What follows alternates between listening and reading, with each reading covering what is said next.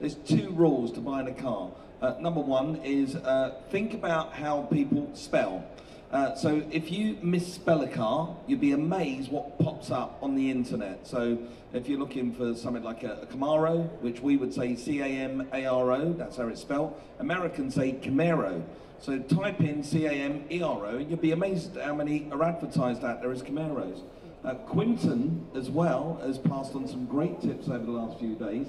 Don't discount the cars that are at higher prices. If they are at higher prices and been for sale for a long time, phone them up. The Mustang I bought, the guy had it advertised for $35,000. So I thought, because it was a lovely car, I thought I'll just see if he's malleable. Rang him up, and I was the first caller he'd had. His daughter was getting married. He needed to sell it and get some money for the wedding.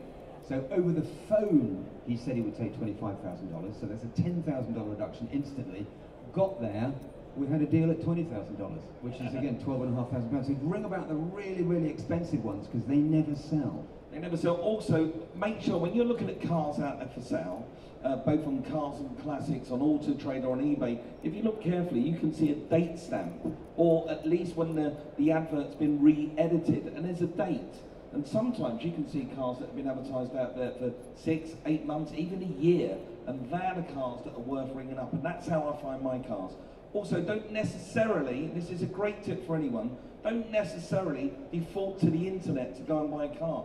You'd be amazed the amount of cars that I bought waiting for my wife paying at the till in Sainsbury's, just on a notice board. Look in other places. That's right, unconventional places, you find unconventional cars. Right, well look, thank you very much, Mike. Thank you also to Motoriety for sponsoring this stand. Motoriety is your virtual service history, helps you organise your service history, make your car worth 25% more, and helps legitimise this whole classic car provenance issue.